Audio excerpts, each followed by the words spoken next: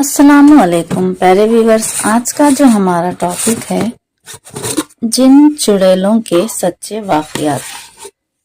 تو چلیے سٹارٹ کرتے ہیں۔ ان سچے واقعات میں کیا ہے دیکھتے ہیں۔ بدروحوں کا مسکن۔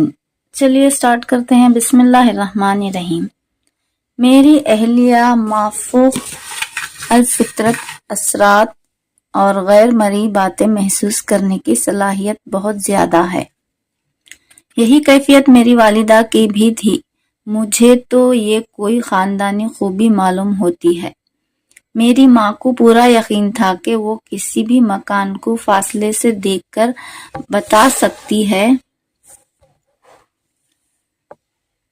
سکتی ہے کہ وہ بدروحوں کا مسکن ہے یا نہیں۔ خارج از حواس ادراک کے معاملے میں میری والدہ کی قوت بہت تیز تھی اور زینت نے خود کشی کر لی۔ جب ان کا قیام ہمارے ساتھ تھا تو مجھے دوبارہ اس کا تجربہ ہوا۔ ایک بار میرے پاس رہنے کے لیے احمد آباد آئے تو انہوں نے اپنے پڑوس کی زینت نامی ایک لڑکی کا قصہ سنایا۔ اس لڑکی نے ایک آوارہ شخص سے شادی کر لی تھی، لیکن بعد میں اسے پچھتاوے کے سوا کچھ نہ ملا۔ وہ شخص لڑکی کو ذہنی اذیت کے علاوہ اکثر و بیشتر مارتا پیٹتا رہتا تھا۔ میری والدہ ہمارے یہاں آئی تو ایک روز صبح بیدار ہونے پر خاصا پریشان لگی۔ ان کی خیریت و عافیت دریافت کرنے ان کے کمرے میں گیا تو انہوں نے مجھے اپنے پاس بٹھا لیا اور کہنے لگی، رات میں نے بڑا بھیانک خواب دیکھا ہے جسے زینت نے خودکشی کر لی ہے اور میں چیخ رہی ہوں۔ میں اس قدر چیخی کہ میرے منہ سے میری آنکھ کھل گئی اور بڑی مشکل سے مجھے دوبارہ نیند آئی۔ زینت کی خودکشی کی خبر 3 دن بعد مدارس سے میری بہن کا خط آیا، جس کے آخری میں انہوں نے ہمیں زینت کی خودکشی کی خبر دی تھی۔ اس نے سونے سے پہلے زہر کھا لیا تھا اور نیند ہی میں مر گئی۔ جب ہم نے اس کی موت کی تاریخ اور واردات کو اپنی والدہ کے خواب سے ملایا تو ان میں حیران کن حد تک مطابقت تھی۔ اپنے ہی ہاتھوں سے زہر کھا کر مرنا، یہ بہت پریشان کن حالات تھے۔ عجیب و غریب بنگلہ۔ اس سے زیادہ دلچسپ واقعہ 1960 کی ابتدا میں ایک وقت پیش آیا کہ جب میں پالن پور کلکٹر تھا۔ میرے بیٹے جعفر کی عمر اس وقت 1 سال سے بھی کم تھی اور میری والدہ ہم لوگوں کے ہمراہ ایک پرانے بنگلے میں مقیم تھی۔ اس بنگلے کی عمارت بے ڈھنگے طریقے سے 2 حصوں میں بٹی ہوئی تھی۔ بڑا حصہ قدیم تھا جو تقریباً 100 سال پہلے تعمیر ہوا تھا اور اس کی دیواریں اینٹ اور گارے سے بنی تھی، لیکن اس کی چھت اور فرش قیمتی لکڑی سے مزین تھے۔ اس حصے میں 10-12 رہائشی کمرے تھے۔ ملاقاتیوں کو بٹھانے اور ان کی ضیافت کے لیے بھی بڑے بڑے کمرے تھے۔ ضیافت والے کمرے میں اتنی بڑی میز تھی کہ اس کے گرد 40 آدمی بیٹھ سکتے تھے۔ یہ عمارت برطانوی پیش نظر رکھ کر بنائی گئی تھی، جو برطانوی عروج کا نمائندہ سمجھا جاتا تھا۔ وہ شاید تقاریب کے مواقع پر نوابوں، راجاؤں اور سرداروں کو محفلوں میں مدعو کرتا تھا۔ وہاں نہ تو کتے تھے اور نہ ہی کتوں کی آوازیں۔ بنگلے کے تمام کمروں میں آتش دان بنے ہوئے تھے۔ کیونکہ ریگستان کے قریب ہونے کی وجہ سے سردیوں کے موسم میں پالن پور ٹھنڈا ہو جاتا ہے۔ گرمیوں میں دھوپ سے بچانے کے لیے کمروں کی چھتیں خاصی اونچی رکھی گئی تھی۔ ان چھتوں سے قدیم انداز کے پنکھے لٹکے ہوئے تھے جو تقریباً 10 فٹ لمبے، یعنی امریکی پیشائش کے مطابق تھے۔ ان کی رسیات چرخیوں کے ذریعے باہر جاتی تھی، جہاں پنکھے چلانے والا بیٹھ کر انہیں کھینچا کرتا تھا۔ بنگلے کی ایک جانب چھوٹا سا برآمدہ تھا جس کی چھت ڈھلوان رخ پر تھی۔ وہ برساخی کا کام بھی دیتی تھی۔ چونکہ برساخی سے ملاقاتی کمرے تک ایک ڈھلوان راستہ بنا ہوا تھا، لہٰذا مہاراجاؤں کی کاریں براہ راست ملاقاتی کمرے تک جا سکتی تھی۔ ہم اس باراہ دری کو اپنی پرانی چیپ کھڑی کرنے کے لیے استعمال کرتے تھے، جو اس بڑے گھر میں تنہا اور اداس نظر آتی۔ خوابگاہوں میں وسیع عریض الماریاں بنی ہوئی تھیں، جن میں زمانہ قدیم میں انگریز افسران اور ان کی بیویوں کے لباس لٹکائے جاتے ہوں گے۔ بنگلے کا چھوٹا سا حصہ غالباً 30-40 سال پیشتر بنایا گیا تھا۔ اس کی پہلی منزل پر 3 بڑے اور چھوٹے کمرے اور بہت سے برآمدے تھے۔ چونکہ میرا خاندان میرے علاوہ صرف میری بیوی اور والدہ پر مشتمل تھا، لہٰذا ہمارے لیے پہلی منزل کے کمرے کافی تھے۔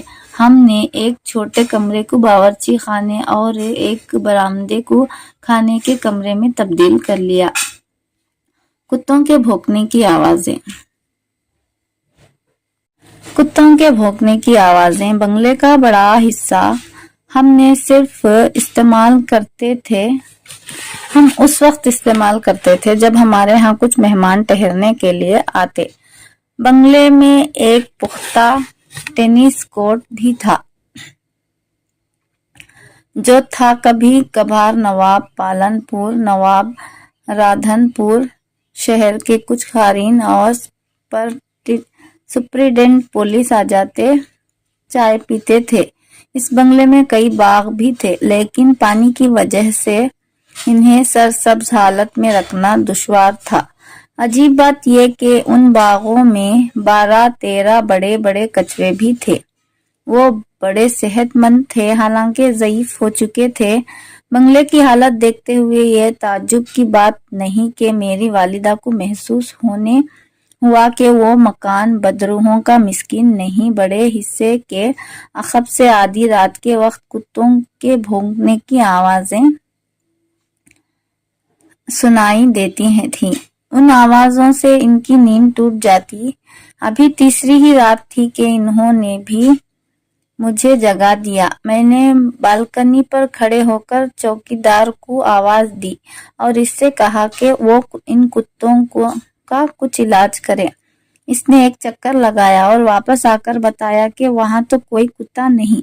سچی بات تو یہ ہے کہ خود میں نے بھی کتے کے بھونکنے کی آواز نہیں سنی، لہٰذا والدہ کو تسلی دیتے ہوئے کہا، وہ گلائڈروں کے چیخنے کی آوازیں ہوں گی، لیکن وہ مطمئن نہیں ہوئی۔ عجیب و غریب چھوٹی جھاڑیوں کے نیچے چھوٹی چھوٹی خبریں۔ چند دن بعد میں نے بڑے مکان کے عقبی حصے پر غور کیا۔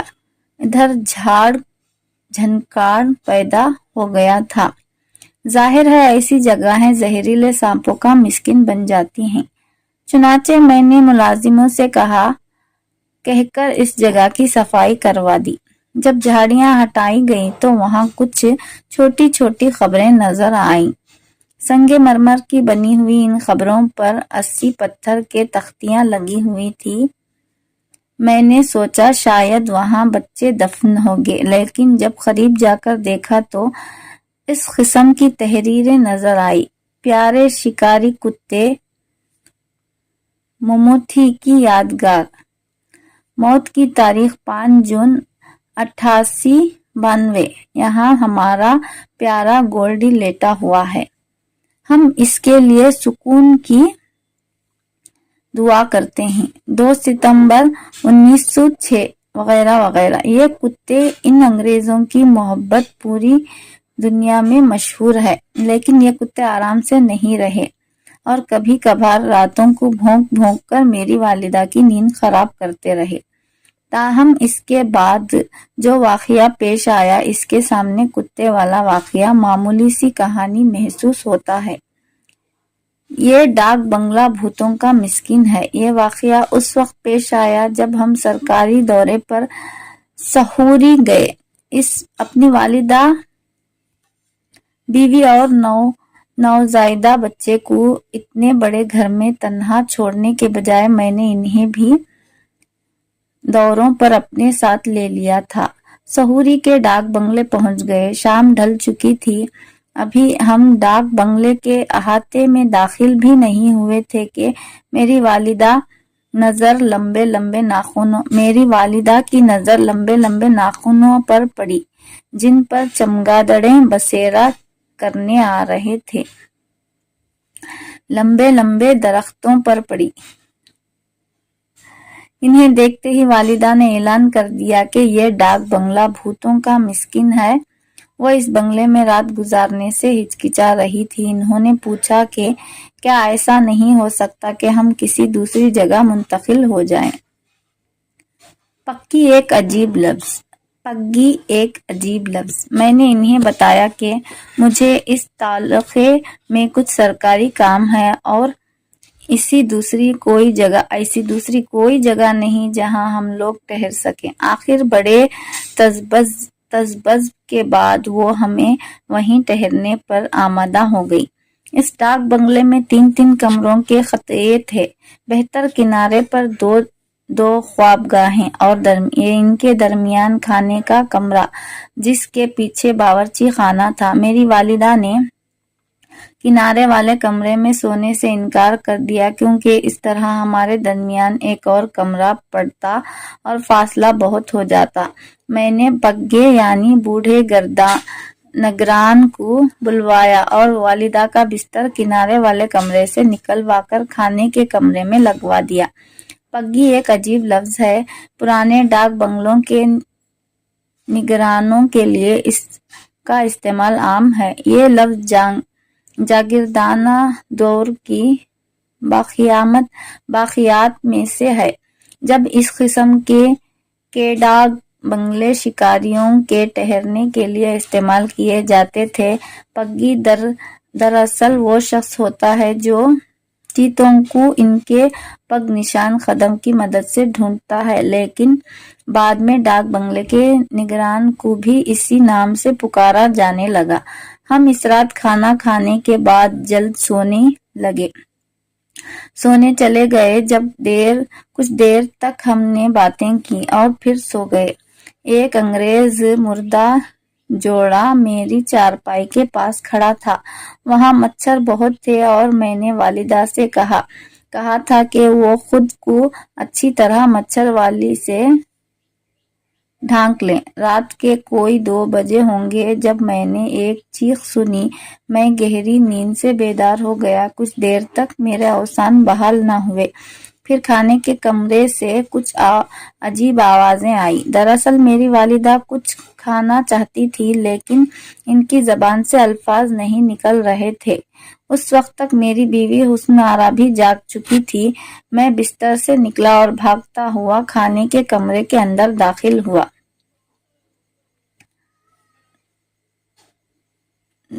ہو گیا۔ کمرے میں روشنی تھی، حالانکہ مجھے اچھی طرح یاد ہے کہ میں نے والدہ کو شب بخیر کہنے کے بعد بلب بجھا دیا تھا۔ وہ اپنے بستر میں بیٹھی ہوئی تھی اور مچھردانی اب تک ان کے گرد لپٹی ہوئی تھی۔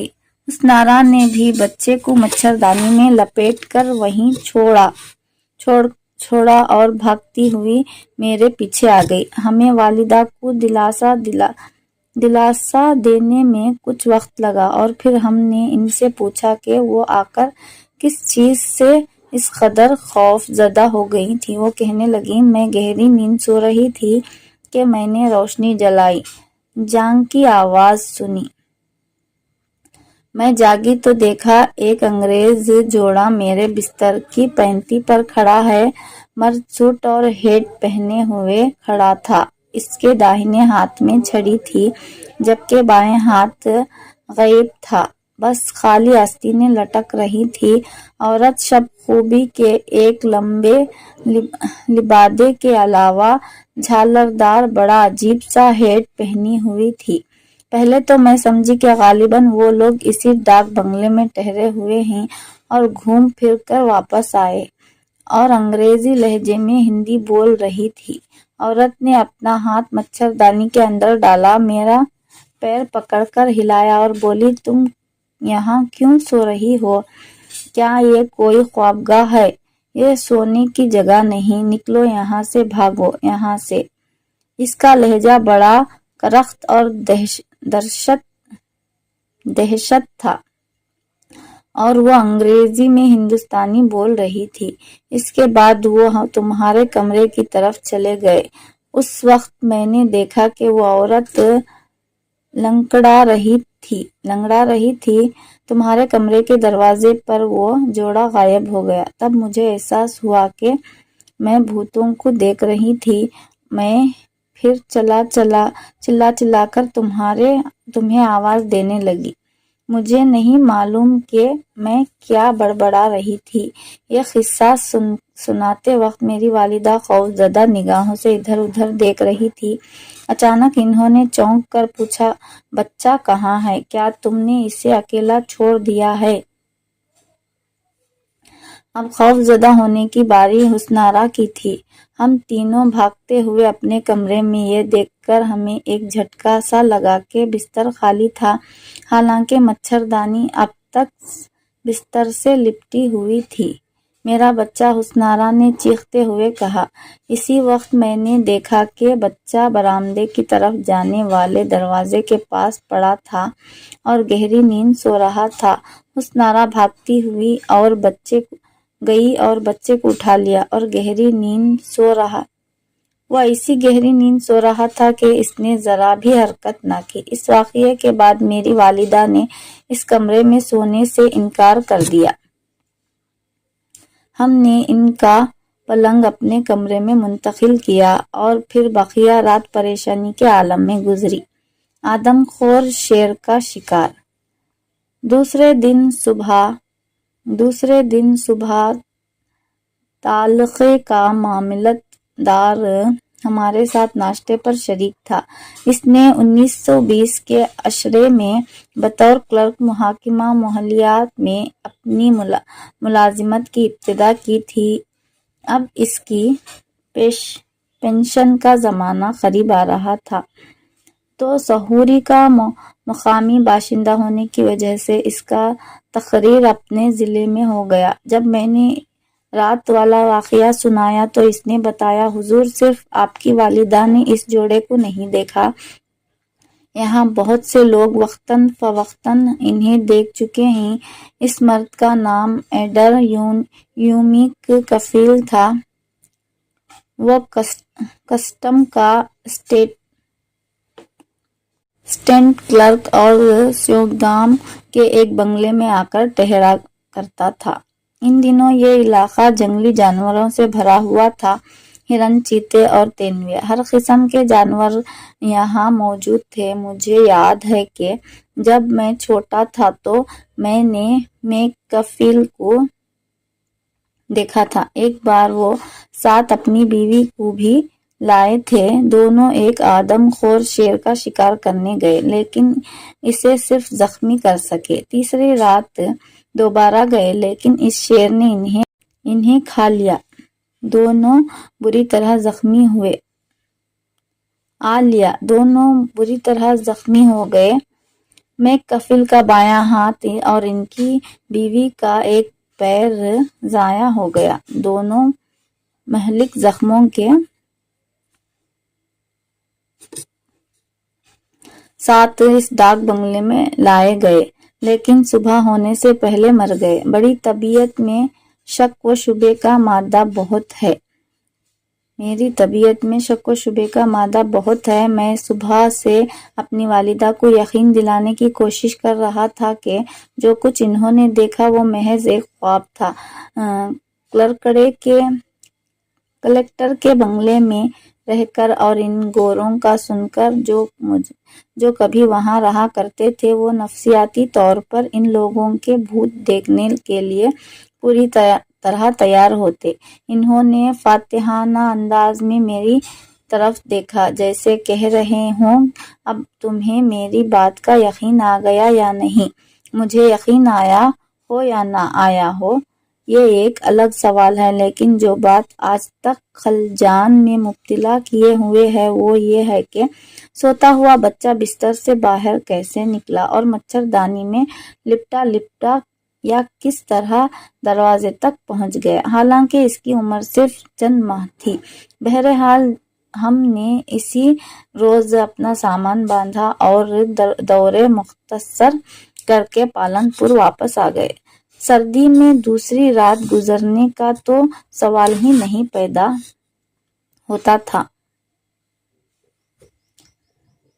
بلقیس جنی۔ یوں تو جنات کے بارے میں کثرت سے واقعات سننے میں آتے ہیں، مگر یا تو وہ بالکل من گھڑت ہوتے ہیں یا ان کے درس مبالغے سے رنگ آمیزی کی جاتی ہے۔ میں نے بھی ایسے بہت سے واقعات سنے، مگر جو واقعہ میں بیان کر رہا ہوں وہ من گھڑت نہیں ہے، ان حقیقت پر مبنی ہے۔ یہ عجیب واقعہ میرے ایک قریبی عزیز سید مختار احمد صاحب کو پیش آیا اور ان کا بیان کردہ ہے۔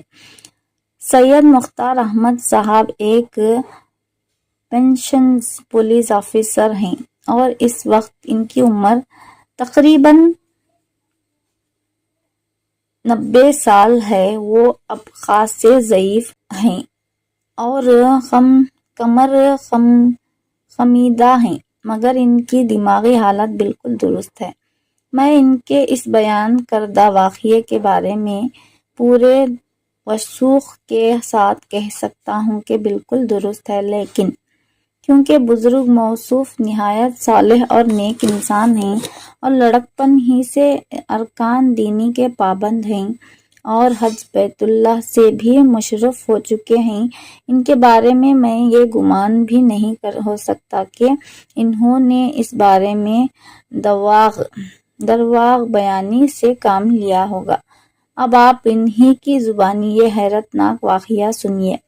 اب تقریباً 72 سال پہلے میرے والد مرحوم میر سیف علی صاحب ضلع ڈیرہ غازی خان میں تحصیلدار تھے۔ اس زمانے میں ڈیرہ غازی خان دریائے سندھ کے کنارے آباد تھا، جو بعد میں دریا برد ہو گیا اور موجود شہر آباد کیا گیا۔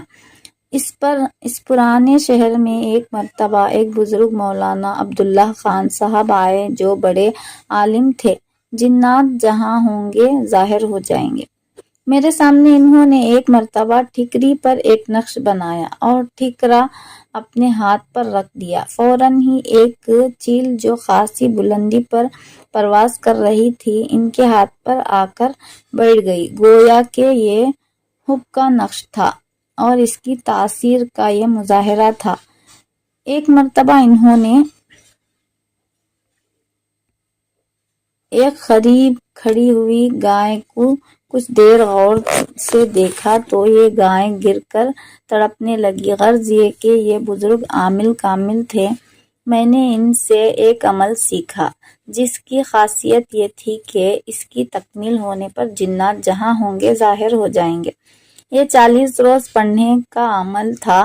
رات کو علیحدہ جگہ آیت الکرسی پڑھ کر اپنے چاروں طرف ایک حصار کھینچنا پڑتا تھا اور 11,111 مرتبہ حب حب یا بدوح پڑھنا ہوتا تھا۔ یہ بھی شرط تھی کہ عمل کے دوران میں اپنے ہاتھ کا کمایا ہوا رزق کھایا جائے۔ میں نے اس کا اہتمام کیا اور عمل شروع کر دیا۔ چند روز کچھ نہ کچھ معلوم ہوا، پھر کچھ شکلیں نظر آنے لگیں اور ڈرانے بھی لگیں۔ یہ ان کا ڈرانا بڑھتا گیا، حتیٰ کہ ایک رات کوئی آدمی نیزہ لیے آیا اور اس نے یہ نیزہ میرے طرف دفعتاً بڑھایا۔ ایک مرتبہ شیر بھی نظر آیا، مگر یہ سب حصار سے باہر رہے۔ جب میں نے ڈرا اور اپنے وظیفے میں مصروف رہا نہ ڈرا اور اپنے وظیفے میں مصروف رہا۔ رفتہ رفتہ ان کا ڈرانا ختم ہو گیا۔ غرض یہ کہ میں نے 40 روز کا یہ عمل مکمل کر لیا۔ اس مکان میں آصف، ایک بات واضح کر دوں کہ اس طرح کے وظائف کسی مرشد کے بغیر، کسی استاد کے بغیر، کسی کی اجازت کے بغیر ہرگز نہ کیا کریں۔ ایک اور نیا واقعہ ہے اس مکان میں آصف کا خلل۔ تقریباً 15 سال بعد میں ریاست ٹونگ میں بطور اسسٹنٹ سپرنٹنڈنٹ پولیس تعینات ہو گیا۔ ریاست ٹونگ کے نواب اس وقت ابراہیم علی خان صاحب مرحوم تھے، جنہوں نے ایک بڑے طویل عرصے اس ریاست پر حکمرانی کی۔ شہر ٹونگ میں جب مجھے مکان کی تلاش ہوئی تو معلوم ہوا کہ صاحبزادہ یونس خان کی ملکیتی ایک وسیع سا منزلہ مکان خالی ہے، مگر اس مکان میں آصف کا خلل ہے اور گزشتہ کرایہ دار کو اس مکان سے نیچے پھینک دیا گیا تھا۔ اگرچہ وہ بچ گیا، تاہم شدید چوٹیں آئیں اور اس بنا پر اب کوئی شخص اس مکان میں رہائش کی جرات نہ کرتا تھا۔ چونکہ میں خود عامل تھا اور اس بنا پر مجھے جنات وغیرہ کا ڈر نہ تھا، لہٰذا میں نے اس مکان کی دوسری منزل میں رہائش اختیار کر لی۔ مجھے بغیر کرائے کے بآسانی یہ مکان مل گیا۔ نچلی منزل میں میرا اردلی کا کانسٹیبل نذر محمد رہتا تھا اور گھوڑا بھی بنتا تھا۔ اہل و عیال اس وقت ساتھ نہ تھے۔ چند روز کے بعد ایسا اتفاق ہوا کہ مغرب کے بعد میرے سر میں درد ہونے لگا۔ میں نے ایک پیالی میں تیل لیا اور باہر صحن میں اپنی چارپائی کے ساتھ رکھ دیا اور اپنے اردلی نذر محمد خان کو آواز دی کہ وہ آ کر میرے سر میں تیل کی مالش کرے۔ میں خود چارپائی پر لیٹ گیا۔ جنی نے میرے سر کی مالش کی۔ نذر محمد خان تو نہ آیا، مگر میں نے محسوس کیا کہ کوئی عورت میرے سرہانے بیٹھی ہوئی ہے اور میرے سر پر تیل لگا رہی ہے۔ چوڑیوں کی جھنکار سے عورت کی موجودگی ظاہر ہوئی۔ بڑی دیر تک یہ عورت میرے سر میں تیل لگاتی رہی، پھر میں ایک بارگی اٹھ کر بیٹھ گیا اور مڑ کر دیکھا تو وہ عورت فوراً بھاگ کر زینے پر چڑھنے لگی۔ میں نے کہا دیکھ لیا۔ وہ عورت زینہ چڑھ کر تیسری منزل کی چھت پر چلی گئی۔ میں سمجھ گیا کہ یہی عورت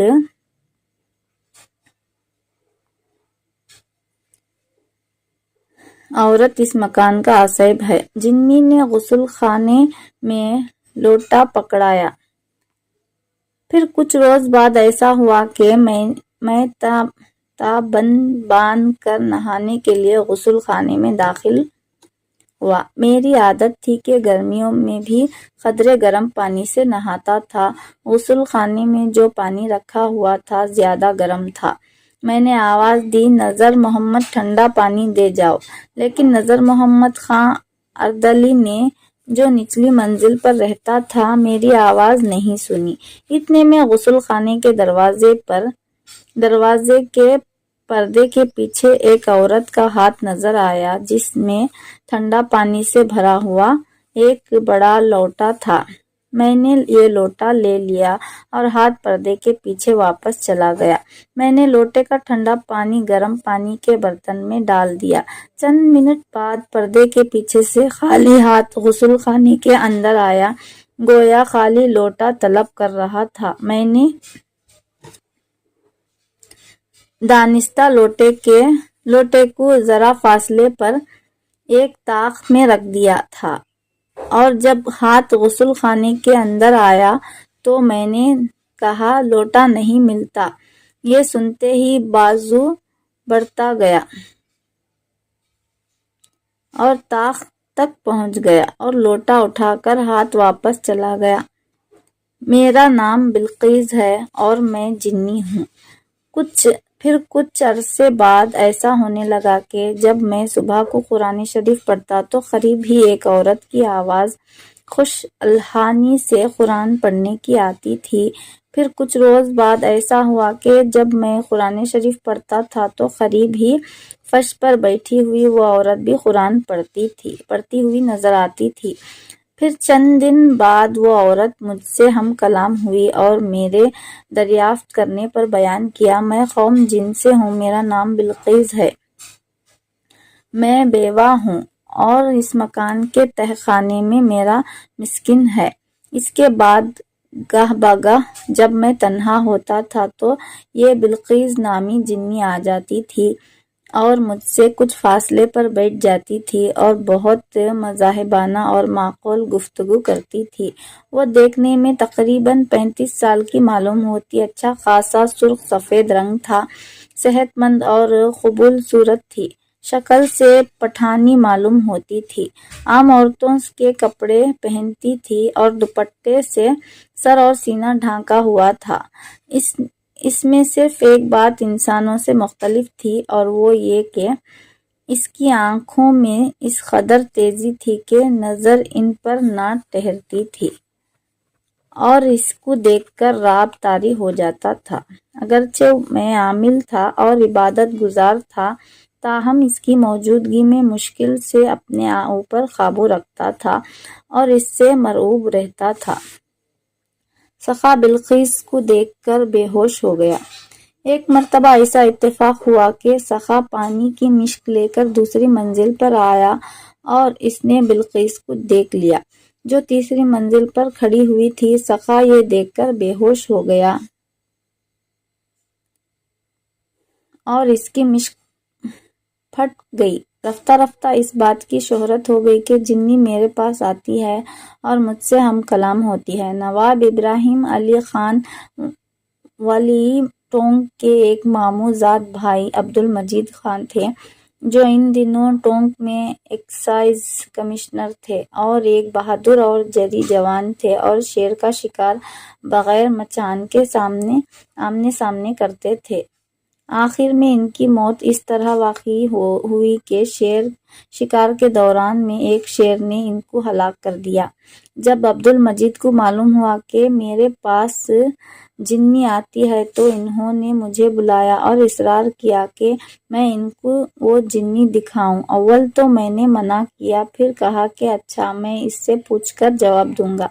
بلقیس سے دریافت کیا تو اس نے کہا کہ اچھا وہ اصرار کرتے ہیں تو میں سامنے آ جاؤں گی۔ یہ طے ہوا کہ میرے تالی بجانے پر وہ تیسری منزل سے زینے کی راہ اتر کر دوسری منزل میں آ جائے گی جہاں عبدالمجید خان کو بٹھایا جائے گا۔ عصر کے وقت میری اطلاع پر عبدالمجید خان آ گئے۔ ان کے ساتھ 2 آدمی اور بھی تھے، ایک تو ان کا شکاری ساتھی تھا اور دوسرا ایک سفید ریش حافظ صاحب تھے۔ میں نے کہا کہ پہلے نماز سے فارغ ہو جائیں۔ شیر کا شکاری بلقیس کو دیکھتے ہی کانپنے لگا۔ چنانچہ ہم نے نماز پڑھی اور پھر میں ان تینوں کو کسی بہانے سے اوپر کی منزل لے گیا۔ مبادا ان کو بعد میں یہ خیال ہوا کہ میں نے تیسری منزل پر کسی عورت کو چھپا رکھا تھا اور وہی ان کے سامنے آ گئی۔ تیسری منزل میں نے ان صاحبان کو دکھا دی، وہاں اس وقت کوئی بھی موجود نہ تھا۔ پھر ہم زینے سے اتر کر دوسری منزل کے صحن میں آ کر بیٹھ گئے۔ میں نے طے شدہ ذریعہ اطلاع استعمال کیا، یعنی تالی بجائی۔ میرے تالی بجاتے ہی بلقیس زینے سے اترنے لگی۔ اسے دیکھ کر تینوں صاحبان پر مختلف اثرات نمودار ہوئے۔ حافظ صاحب بلقیس کو دیکھ کر اپنا سر جھکا لیا اور آنکھیں نیچے کر لیں۔ عبدالمجید خان کا جو شکاری ساتھی تھا، اس کی آنکھیں بلقیس کو دیکھ رہی تھی، پھٹی کی پھٹی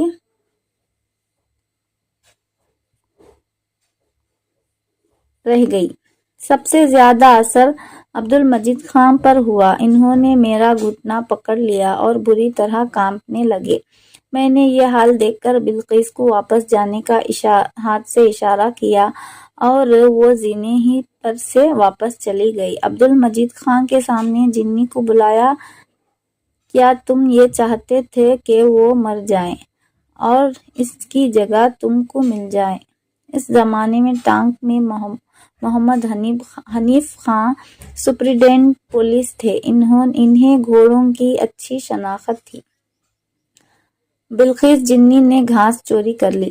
میں نے انہیں اپنا نیا خرید کردہ گھوڑا دکھانے کے لیے اپنے گھر بلایا۔ انہی ایام میں خشک سالی کی وجہ سے گھاس کی قلت تھی۔ محمد حنیف خان نے بہت گھاس اکٹھی کر لی تھی مگر وہ گھاس کم ہونے لگی۔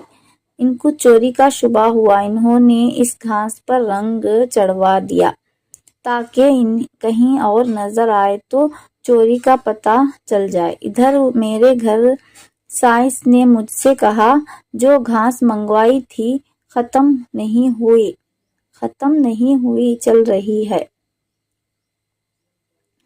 جب محمد حنیف خان میرا گھوڑا دیکھنے میرے مکان کی نچلی منزل میں آئے تو انہیں یہ دیکھ کر تعجب ہوا کہ گھوڑے کے آگے ان کی گھاس پڑی تھی جس کی انہوں نے رنگ کی چھینٹوں سے پہچان لیا، اور کہا کہ ہم نے چور پکڑ لیا، یہ گھاس کہاں سے آئی ہے؟ میں نے کہا، یہ تو میری اپنی گھاس ہے، آپ کے یہاں سے میں گھاس کیوں منگواتا؟ بعد میں جب بلقیس جنی تنہائی میں میرے پاس آئی تو اس نے بتایا جو کہ محمد حنیف خان کے پاس مفت کی گھاس تھی اور گھاس کی قلت تھی، لہٰذا اس نے گھاس میرے گھوڑے کے لیے منگوا دی تھی۔ سپاہی نے غلطی سے بلقیس کا ہاتھ پکڑا اور بے ہوش ہو گیا۔ کبھی کبھی ایسا بھی ہوتا تھا کہ رات کو جب میں گشت کرنے شہر میں جاتا تھا تو تقریباً 3 بجے تھے، میں شہر کا گشت کر رہا تھا اور کچھ پیچھے بلقیس تھی۔ ایک چوک میں پولیس کا سپاہی ڈیوٹی پر کھڑا تھا اور اندھیرے میں یہ سمجھا کہ میرے پیچھے میرا اردلی نظر محمد خان ہے۔ اس نے یہ سمجھ کر کہا، خان ذرا بیڑی دینا، اور آگے بڑھ کر بلقیس کا ہاتھ پکڑ لیا۔ ہاتھ پکڑتے ہی بے ہوش ہو کر گر گیا اور میں واپس گھر چلا آیا۔ اگلے روز تھانے میں اس سپاہی نے جو رپورٹ لکھوائی وہ یہ تھی کہ رات کے 3 بجے کے قریب میں ڈیوٹی پر کھڑا ہوا تھا کہ اسٹیٹنگ سپرنٹنڈنٹ پولیس صاحب گشت کرتے ہوئے ادھر آ گئے۔ ان کو میں نے سلام کیا اور پھر مجھے ایسا معلوم ہوا کہ ان کے پیچھے ان کا اردلی نظر محمد ہے۔ اس سے آگے بڑھ کر میں نے بیڑی مانگی اور اس کا ہاتھ پکڑ لیا، پھر مجھے کوئی خبر نہ رہی حتیٰ کہ اعلیٰ صبح ایک سپاہی ادھر آیا اور اس نے مجھ کو تھانے پہنچایا۔ جنات کی لڑائی کے بعد ایک دن اتفاق ہوا کہ صاحبزادہ یونس خان کا لڑکا گھبرایا ہوا میرے پاس دفتر میں آیا اور کہا کہ جلدی ہماری حویلی میں چلیے۔ میں پردہ گرا کر حویلی کے اندر گیا۔ میں نے دیکھا کہ برآمدے اور کمرے میں جگہ جگہ خون کے چھینٹے پڑے ہیں۔ مجھے خیال ہوا کہ کہیں صاحبزادے یونس خان کی بیگم نے کسی باندی کو مارتے مارتے ختم تو نہیں کر دیا۔ چنانچہ میں نے چارپائیوں اور چوکیوں کے نیچے بھی جھانک کر دیکھا اور شاید ملازمہ کی لاش پڑی ہوئی ہو، مگر کچھ نہ تھا۔ خون کے چھینٹے نہ صرف فرش پر تھے بلکہ دیواروں پر اور چھت پر بھی تھے۔ دریافت کرنے پر یہ معلوم ہوا کہ ایک آندھی سی آئی تھی۔ اس کے بعد دیکھا کہ صحن میں جو انار کا درخت تھا وہ اکھڑا پڑا تھا اور جگہ جگہ خون کے چھینٹے پڑے تھے۔ میں کچھ نہ سمجھ سکا کہ ایسا کیوں ہوا۔ جب میں نے اپنے گھر واپس آیا تو بلقیس نے بتایا کہ جنوں کے 2 گروہوں کے درمیان لڑائی ہوئی تھی اور اسی وجہ سے انار کا درخت اکھڑا تھا اور خون کے چھینٹے پڑے تھے۔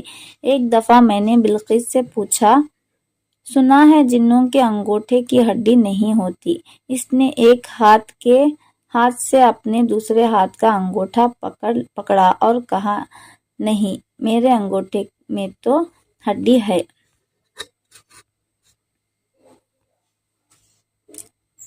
پھر وہ کبھی نہیں آئی۔ میری اہلیہ کے جب انتقال کی خبر آئی تو بلقیس نے اظہار تعزیت کیا اور قرآن شریف کی کل من علیہا فان پڑھی۔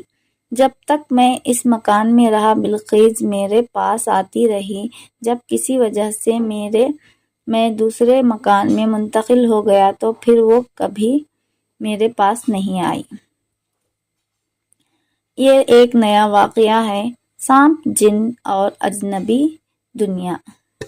مظہر سعید قریشی کی کتاب ہڈ بیتی 100% سچ سے ایک دلچسپ اقتباس ہے۔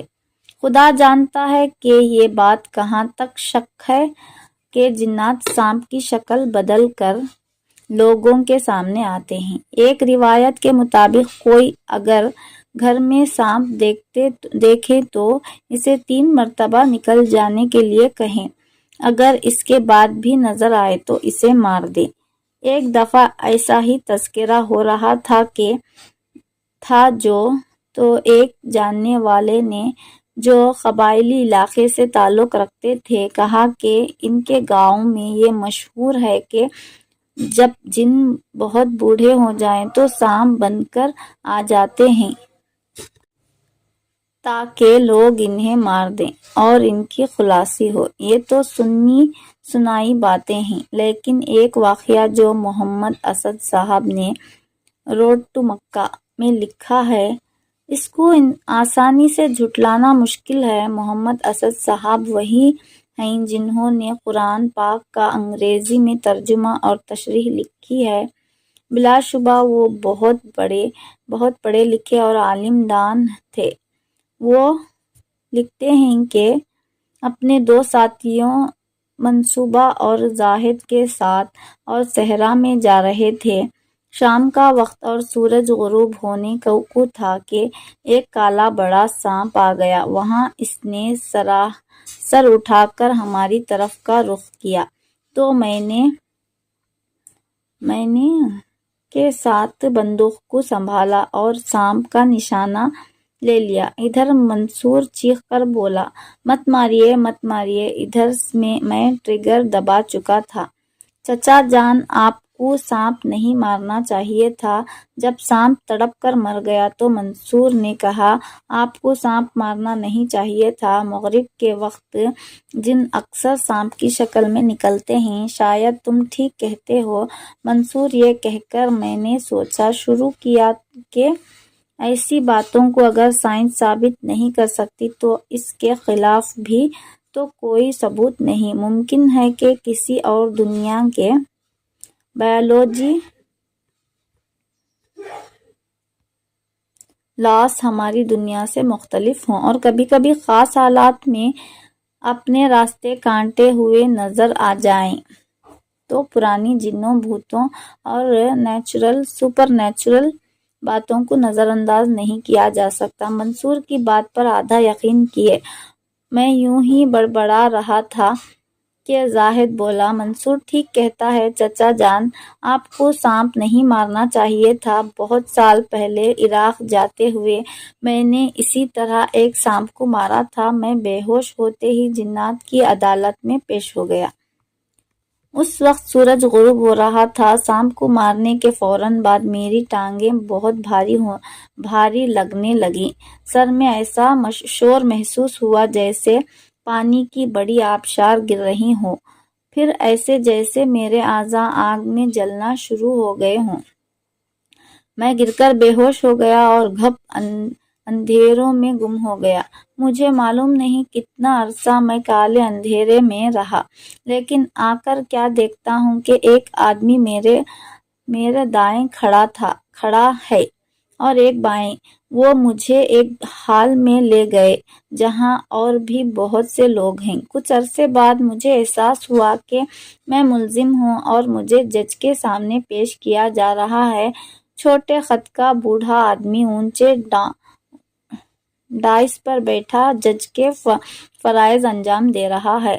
مقدمہ بنانے والی پارٹی الزام لگاتی ہے کہ اس شخص نے شام کے وقت اس کو رائفل سے مارا۔ جرم ثابت ہو چکا ہے۔ وہاں میرا دفاع کرنے والی پارٹی بھی تھی۔ اس نے سٹینڈ لیا۔ اس کو معلوم تھا کہ کس کو مار رہا ہے۔ بندوق چلانے سے پہلے اس نے خدا کا نام بھی لیا تھا۔ یہ بے قصور ہے۔ دوسری پارٹی جھگڑنے لگی۔ اس نے ایسا نہیں کیا تھا۔ عدالتی کارروائی کچھ دیر جاری رہی۔ آخر جج بولا، اس کو معلوم نہیں تھا کہ کسے مار رہا ہے اور اس نے مارتے وقت خدا کی تعریف بھی کی ہے۔ وہ دو آدمی جو مجھے پیش کرنے آئے تھے، انہوں نے مجھے پھر پکڑا اور اسی اندھیرے میں لے گئے۔ پھر مجھے زمین پر لٹا کر غائب ہو گئے اور میں نے اپنی آنکھیں کھولی۔ مغرب کے وقت سانپ کو کبھی نہ ماریں۔ دیکھا تو میں اناج کی بوریوں کے درمیان پڑا ہوں۔ میرے اوپر سورج سے بچنے کے لیے کپڑا اوڑھا ہوا ہے۔ دوپہر کا وقت تھا۔ سامنے اونٹ چر رہے تھے اور میرے ساتھی آس پاس کام کر رہے تھے۔ میں اتنا نحیف ہو چکا تھا کہ اپنا بازو بھی نہیں اٹھا سکتا تھا۔ میں نے مدھم آواز میں کافی تو میرے ساتھی بھاگ کر آئے اور کہا، یہ بولتا ہے، دیکھو یہ بولتا ہے۔ گرم گرم کافی پینے کے بعد میں نے کچھ ہوش سنبھالا تو پوچھا، کیا میں ساری رات بے ہوش رہا ہوں؟ ساری رات؟ وہ چیخے، تم تو 4 دن سے ایک لاش کی طرح تھے۔ ہم تمہیں بوری کی طرح دن کو لاد کر سفر کرتے اور رات کو نیچے رکھ دیتے۔ اب ہمارا ارادہ تمہیں یہاں دفن کرنے کا تھا۔ یہ سنانے کے بعد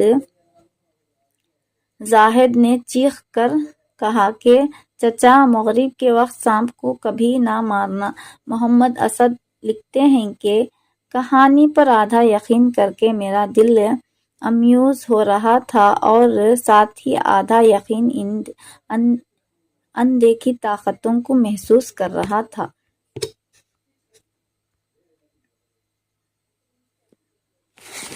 تو یہ ساری تمام واقعات، سچی کہانیاں آپ کو میں نے سنائی ہیں۔ اگر اچھی لگیں تو لائک، شیئر، سبسکرائب ضرور کر دیں۔